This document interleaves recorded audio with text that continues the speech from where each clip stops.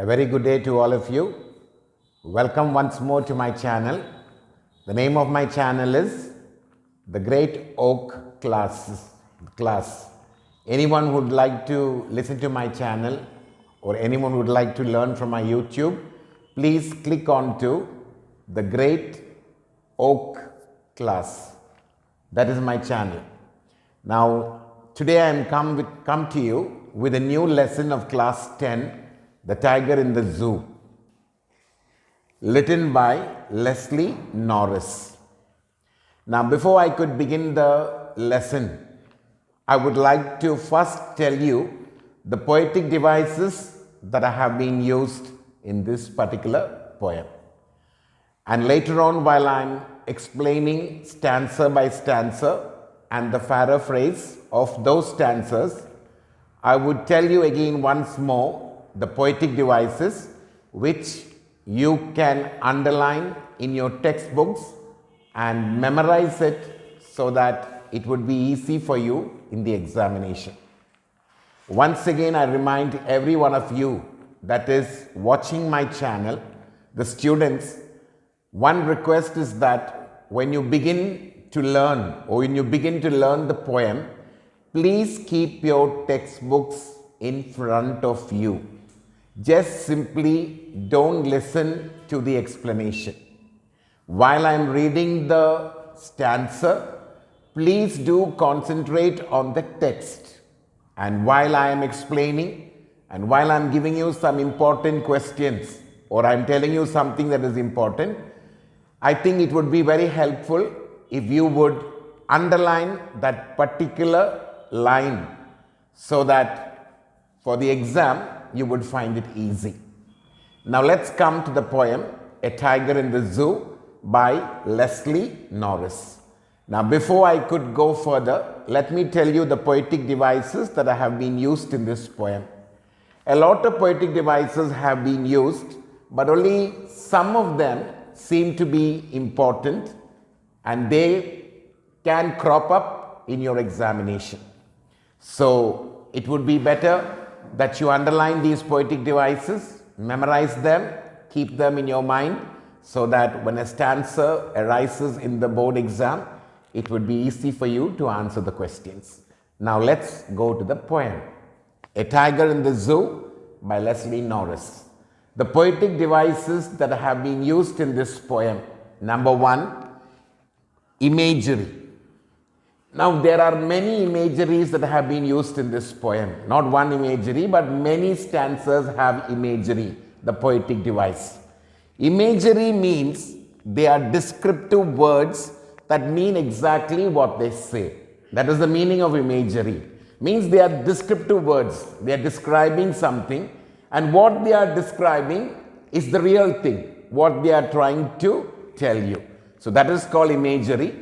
And now the imageries that have been used here are vivid stripes, lurking in the shadow, snarling around houses, terrorizing the village, stalking the length of his cage, ignoring visitors, and again there are few more.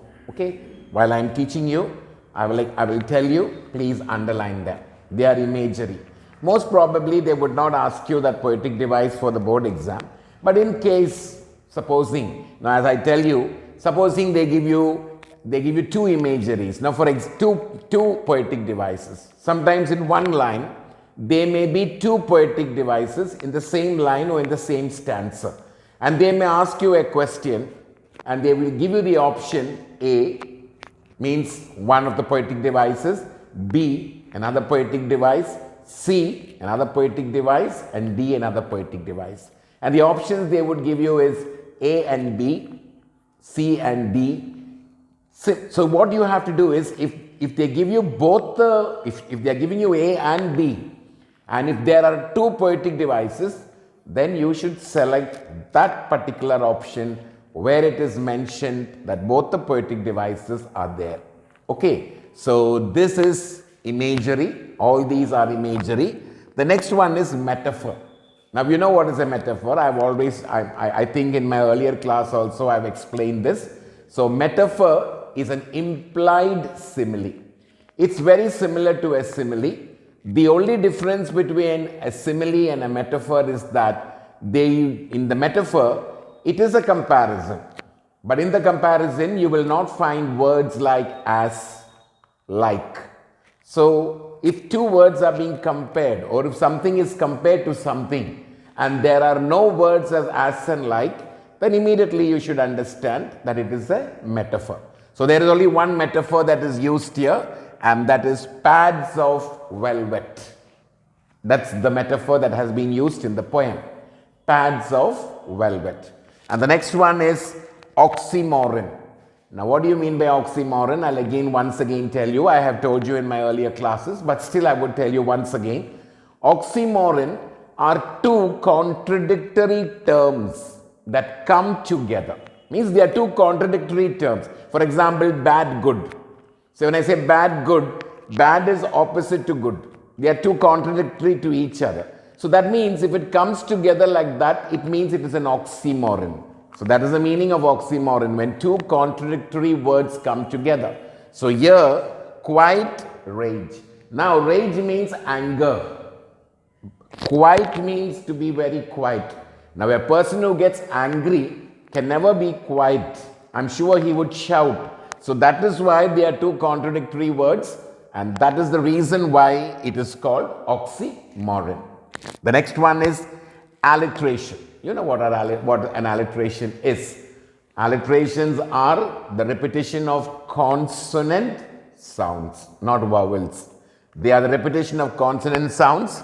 Plump, deer, pass. So here there are two words, plump and pass.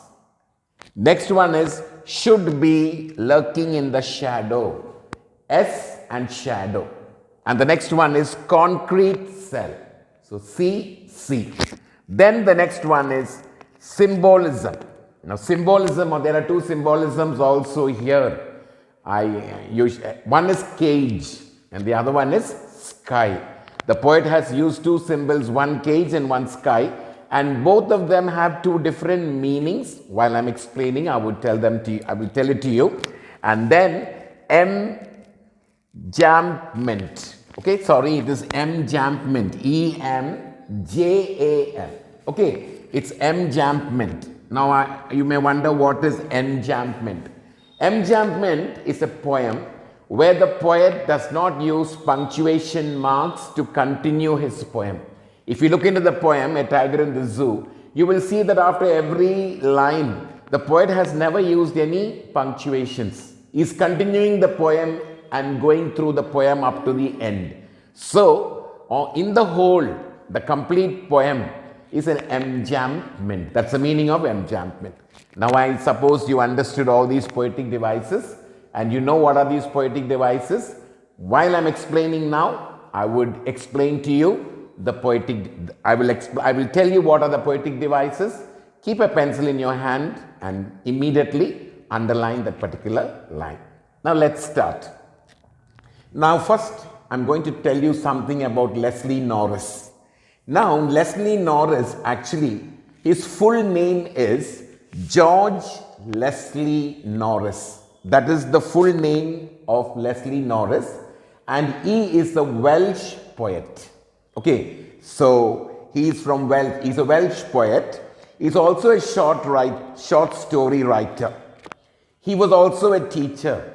He has taught at academic institutions in Britain and the United States. He has won many prizes in literary publications. He has published a lot of literary publications and he has won a lot of prizes. So these are simple few points about the poet.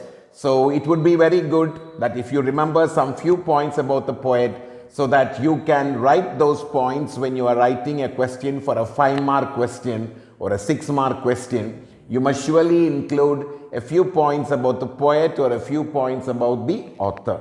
So now once again I would tell you, Leslie Norris, his full name is George Leslie Norris. Now he was a Welsh poet and a short story writer.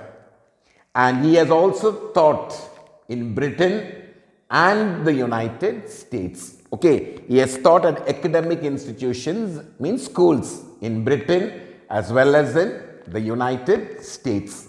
And he has won many prizes in literary publications. So this is all about the poet. Now I am going to tell you the central idea of the poem. Now that is very, very important. I always tell you that you have to know the central idea of the poem, because the board can come with a question, what is the central idea of the poem, A Tiger in the Zoo? So you should immediately know the central idea of the poem. Now I told you that they can ask you in different ways. They can ask you central idea of the poem, they can ask you theme of the poem, essence of the poem, message of the poem. All this means the same. There is no difference in it. So now I am going to tell you the central idea of the poem. Now when you write the central idea of the poem, in the beginning, the first line what you have to do is, you have to say that this poem was written by the poet called Leslie Norris. So that is the first line that you have to write. For any poem or any lesson that you are writing, first you should give an introduction to of the name of the lesson and the author or the poet. So here the poem is written by Leslie Norris. Now in this poem he explains the agony and hopelessness. Agony means sorrow. He is explaining the sorrow and hopelessness of a caged tiger that lives in the zoo. So Leslie Norris happened to go to the zoo and he happened to see a tiger in the zoo. And the tiger was caged, and he looked at the tiger and he understood the helplessness, the hopelessness of the tiger. So that is how he got the inspiration to write this poem, A Tiger in the Zoo. So the first thing is that the poem, A Tiger in the Zoo, is written by Leslie Norris. In this poem, he explains the agony and hopelessness of a caged tiger. The poet explains what his life could be, means what his life, here his stands for the tiger. Now in this poem you would see again, later on I would explain to you that the tiger is personified. Now see, personification, we usually do not, see, tiger is a living thing, but for animals and for non-living things, we do not give it, when it's personified, it means that we use he. Usually we don't use he for animals, we use it. So when they use he for animals, the meaning is that it is personified. So he happened to see a tiger in the cage, and the hopelessness of the tiger, very helpless, very sad. And the poet explains what could have been the life of the tiger if he was in its own habitat. So that's what he's trying to explain. What would have been the life of the tiger if it was in its own habitat and would have been a free animal? The poet has tried to explain about the condition of animals. He's trying to explain the condition of animals that are caged by human beings for their own pleasure. And what he wants to tell us is that is wrong. Animals have their own habitat and they should be living in their own habitat. We should not catch them from living in their own habitat and put them in a cage and lock them. And that is a very wrong thing that we human beings do. And that is what he wants to bring out in this particular poem. And the important message, there's a very important message given by the poet, that wild animals should live in the natural habitat, not in enclosures, not in small rooms. We should not lock them and we should not keep them. So that is the meaning. Now I told you the poetic devices, and I also told you that there are two symbolisms, the cage and the cage, and also the sky. Now that is very important. I'm just once more telling you that The cage and sky. Now, what does the cage symbolize? The cage symbolizes captivity. That means in a prison. To be captive means to be put in a prison, to be put in a cell, to be put in an enclosure where you are not able to escape. So the cage, it symbolizes captivity of the tiger by the humans. And the sky, on the other hand, what does it symbolize? The freedom of the caged tiger longing for. So that is what the sky symbolizes. So there are two symbolisms in this poem. One is the cage and the other one is the sky. Now what does the cage symbolize? The cage symbolizes the captivity of the tiger by the human being. And what does the sky represent, or what does the sky symbolize? The freedom of the caged tiger longing for its freedom. Means the caged tiger is longing for its freedom, and that is what the sky is about. Now, now supposing they ask you a question, a very important question, supposing they ask you, why does the poet, symbolize both the cage and the sky? Now, why does he symbolize both? He symbolizes both this together in his poem because he wants to show the helplessness of the tiger. That is the reason. Now, cage stands for captivity, sky stands for freedom. Now, the human beings capture the tiger and put him in a cage. And the sky represents freedom. The tiger is longing to be free and roaming in its own habitat. And the poet has used these two symbols just to represent or just to show us the helplessness of the tiger. So that is what I was wanting to tell you about the symbols of cage and the tiger. Now I'm going to tell you, I'm going to start reading I'm going to read the stanza one by one, and I'm going to explain to you every single thing. As I'm reading the lines, the stanza, I would tell you what poetic device has been used in that stanza. So please do underline that poetic device and please do write it there so that it would be very easy for you while you are learning. Now let's start the poem.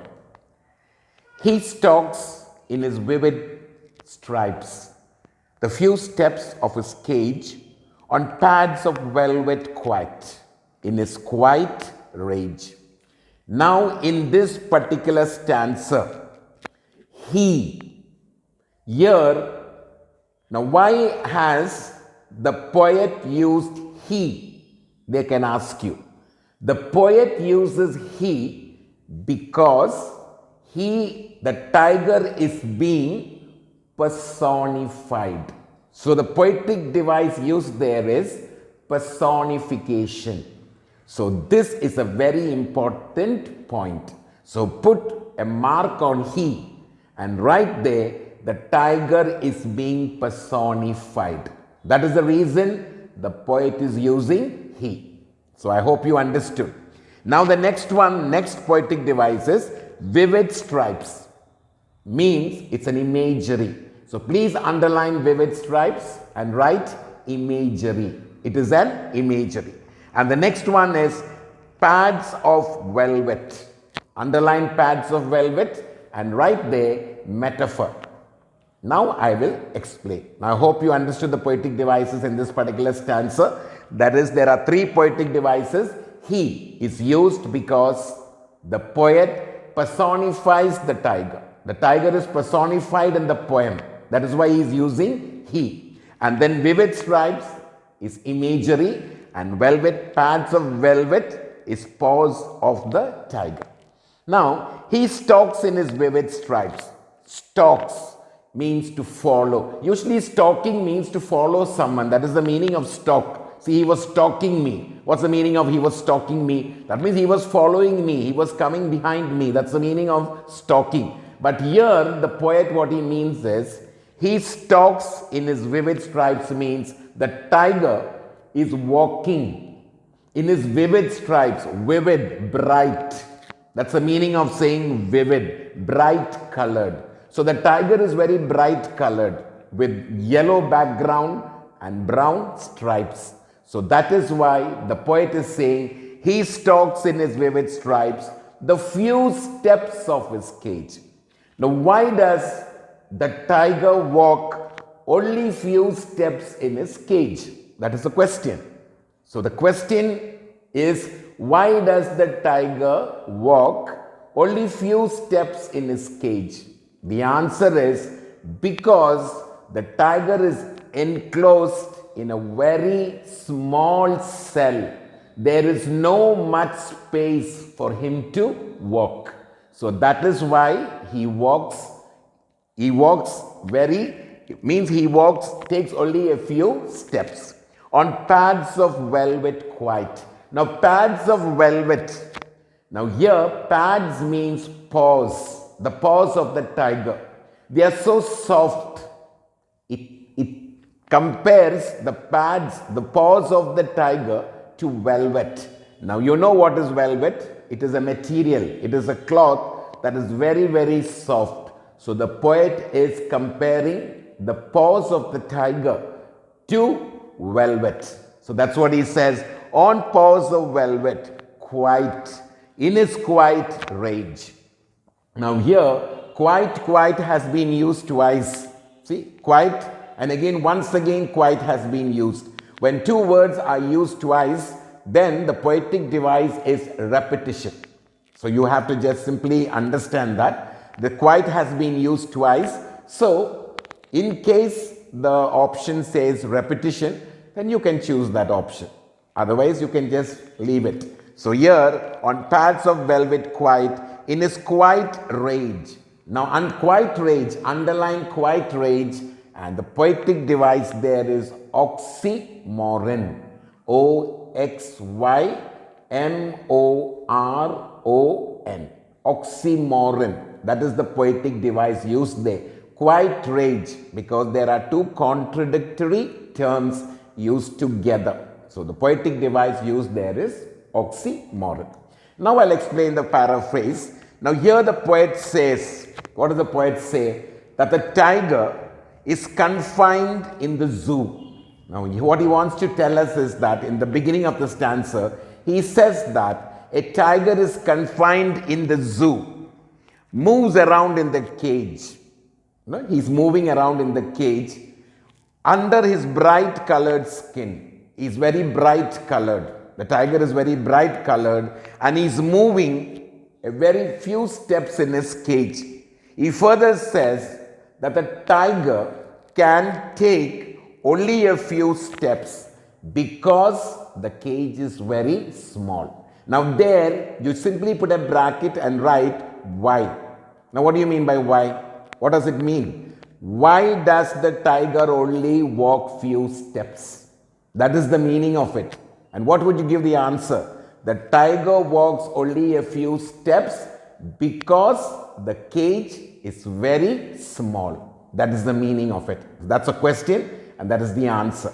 So in this stanza, he says that the poet tells us that there is a tiger that is confined, put in an enclosure in the zoo, and is very brightly colored, vivid stripes. He has bright colored and he's walking only few steps in his cage because the cage is very small and it is not very easy to move.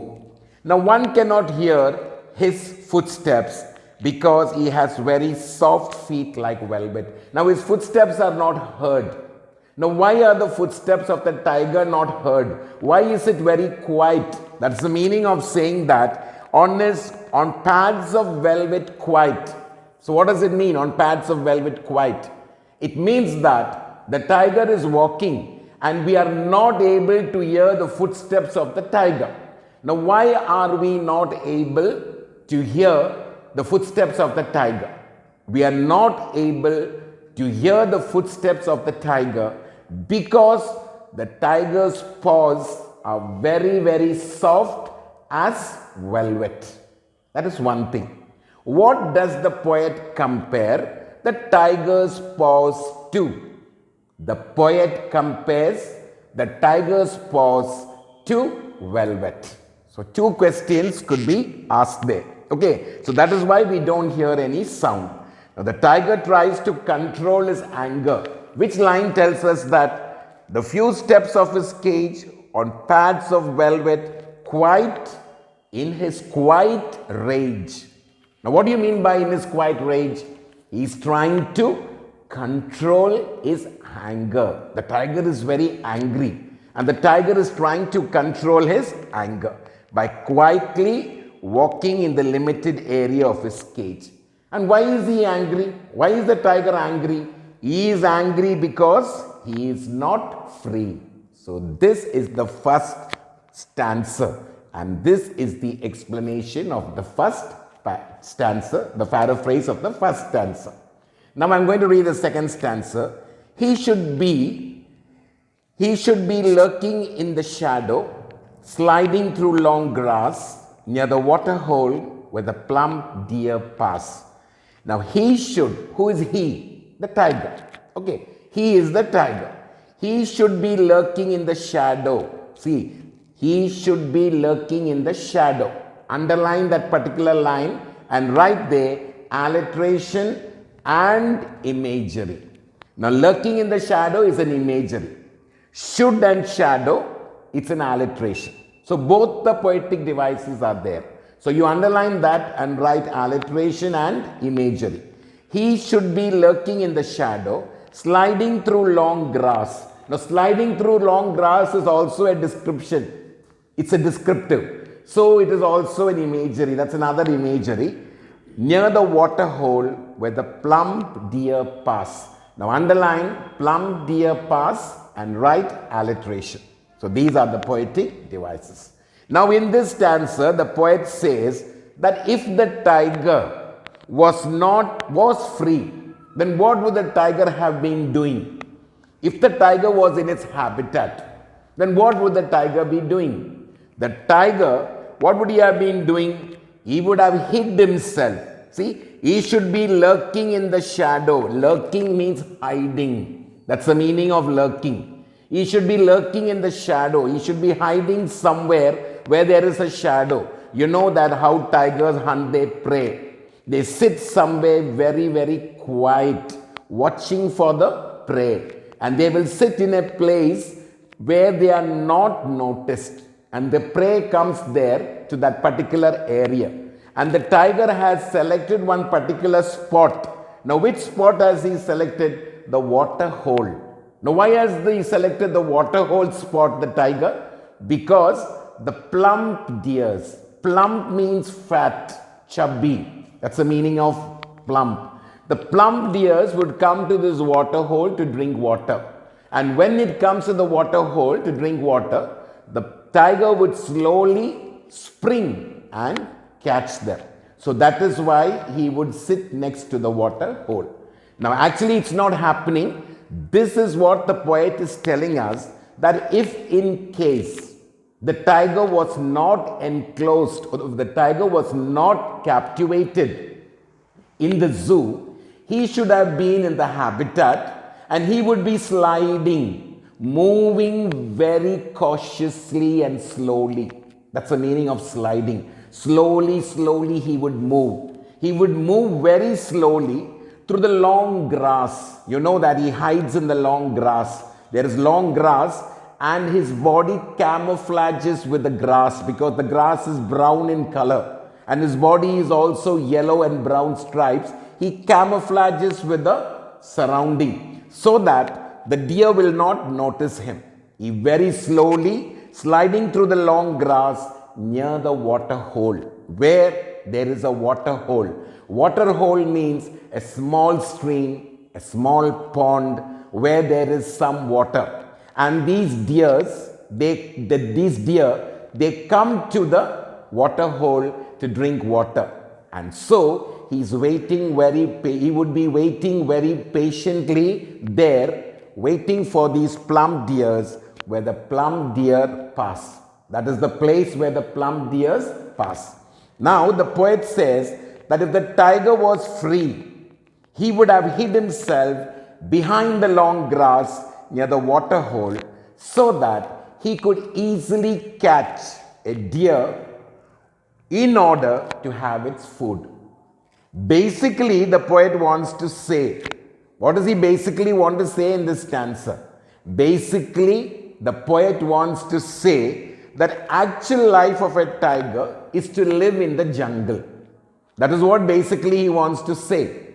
Basically, the poet wants to say that the actual life of a tiger should be in the jungle where he could catch its prey and eat it. But now the tiger cannot do it because he is caged in the zoo. So that is the reason. Now the next stanza, he should be snarling around houses at the jungle's edge, baring his white fangs, his claws, terrorizing the village. And the poet also says that, see, he should be snarling around houses. Please underline that, snarling around houses, and just put imagery. That is an imagery. At the jungle's edge. See, at the jungle's edge means at the border of the jungle. See, people do stay in the outskirts of the jungle, which is very close to the jungle. And sometimes what happens is, these tigers, when they don't get food or when they don't get their prey, what do? They come out from the jungle into the village, into the outskirts of the jungle, and they come there and catch the domesticated animals of the villagers or the people who are staying over there. That is what they do.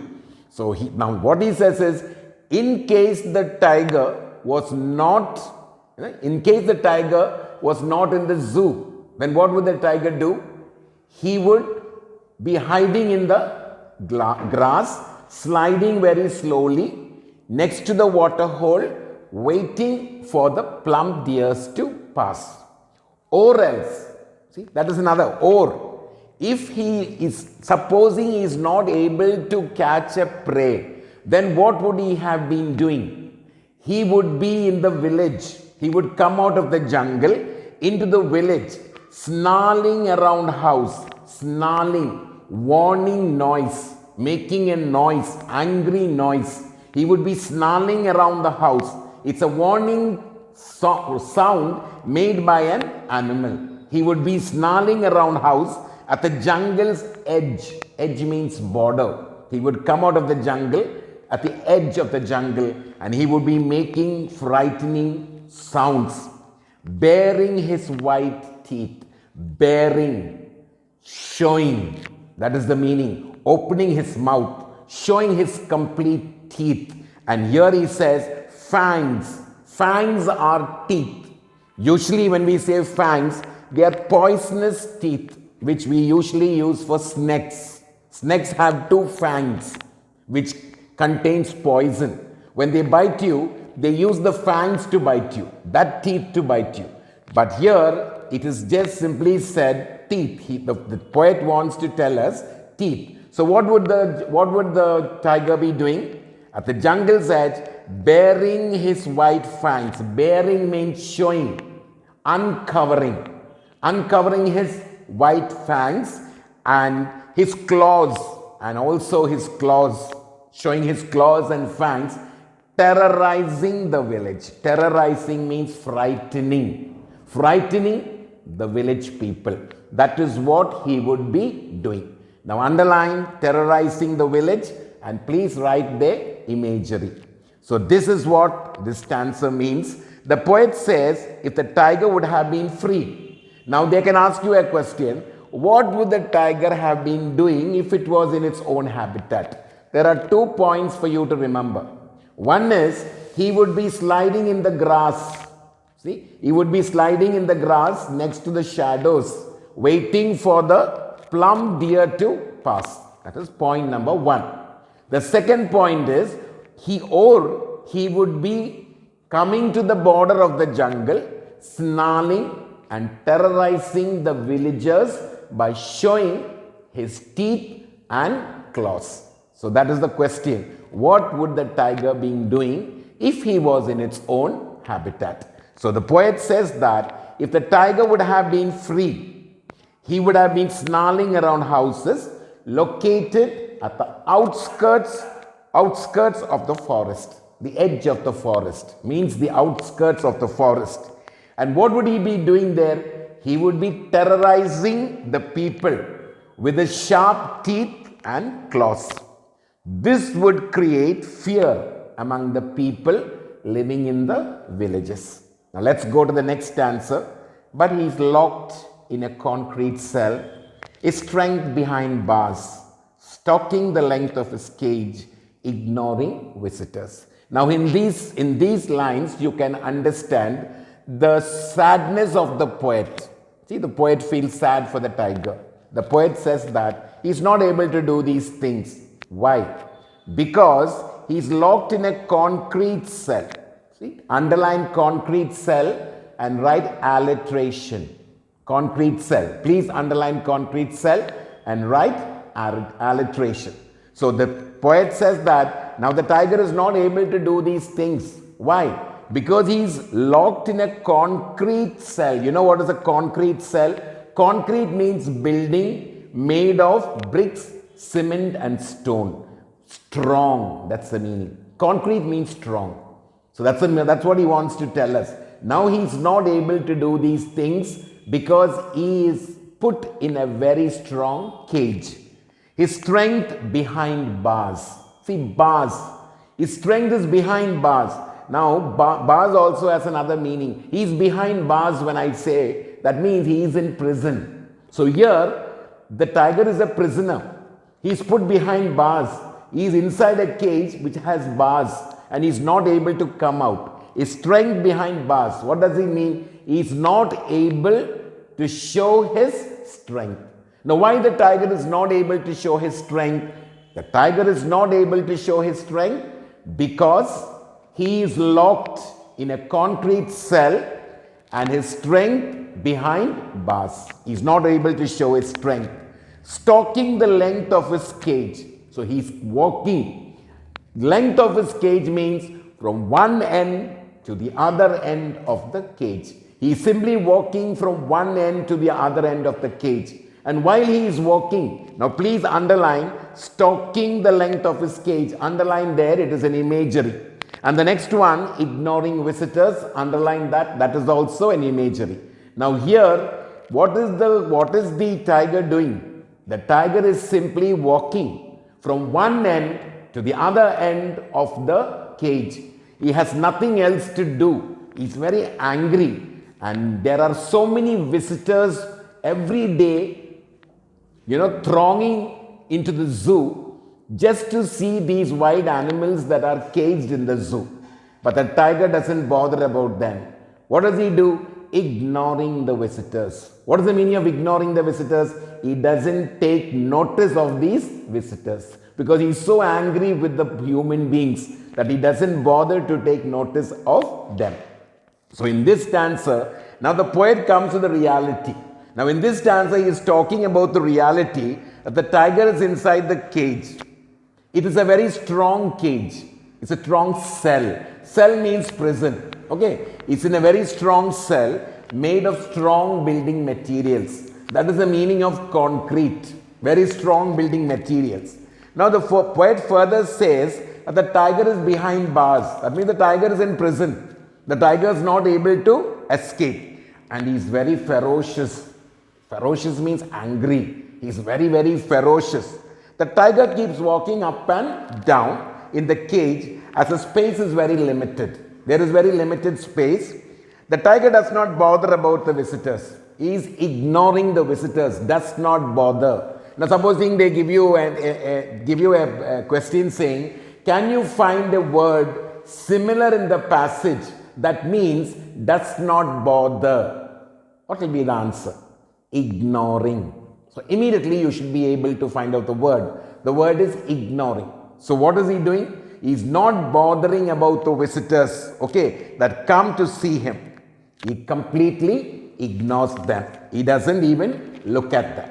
Now we are coming to the last stanza. He hears the last voice of night, the patrolling cars, and stares with his brilliant eyes at the brilliant stars.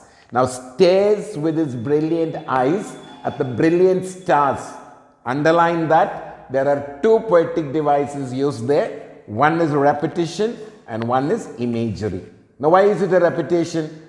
Because the word brilliant has been used twice. So that is why it is a repetition. So the last stanza. Now in the last stanza, the poet is telling us that even in the night, he is not able to rest. The tiger is not able to rest even in the night. Why is he not able to rest even in the night? Because the patrolling cars, patrolling means, police patrol the streets during the night. In the zoos, there are officers that patrol the zoo, keep moving around the zoo in the vehicle to see if everything is okay, if there is no problem, if all the animals are in the zoo. And that also is a noise, is a botheration for the tiger. So he says, he hears the last voice of the night. So the last voice, what is the last voice the tiger hears in the day, in the night? When and what is the last voice that the tiger hears? The last voice that the tiger hears is in night of the patrolling cars. That is the answer. So he hears the last voice of the night, the patrolling cars. And then what does he do? To change his attention, just to not to bother about anything, to change his attention, what does the poor tiger do? He simply stands there helplessly looking at the brilliant stars in the sky with his brilliant eyes. Brilliant means shining. So the poet says that in the night, the tiger hears the sound of the patrolling cars. So in the night, the tiger is hearing the sound of the patrolling cars. Patrolling cars are the vehicles of the police, which are used to guard the area at the night. So in the night, the police people guard the area and they keep moving around, patrolling, to move around. That's the meaning. They keep moving around, and that is the sound that he hears in the night. He then stares at the shining stars with his shining eyes, and then simply he looks at the shining stars with his brilliant eyes. The stars are shining and his eyes are also shining in the night. The poet wants to say that the tiger is sad. Now what the poet wants to say is, the poet wants to say that the tiger is sad because he is confined in the cage, so he cannot do anything. That is the reason. Now why does the tiger stare at the sky with his brilliant eyes? Why does he stare? Because the tiger feels helpless. He feels very sad because he is caged in a room, in a cell. He is not able to escape. So he does not know what to do. He is very sad, and so he diverts his attention and he looks into the sky at the brilliant stars at the night and tries to divert his thoughts towards them. So that is why he looks at the stars. Now why does the tiger look at the stars? The tiger is very sad, hopeless and helpless, and he does not know what to do. And so, to divert his attention, he simply stares at the stars that are in the sky. So there are two symbolisms used here. Cage means captivity, sky means freedom. So that is what the poet has used, two symbols here. So the poet wants to tell us that the tiger is caged and the tiger looks to the sky because he hopes for freedom. Now I hope that every one of you liked this poem. It's a very easy poem. It's an important poem. You like this poem. You like my explanation. And if you really like my explanation, please do subscribe. Please do share. I will come back to you with another poem. Thank you.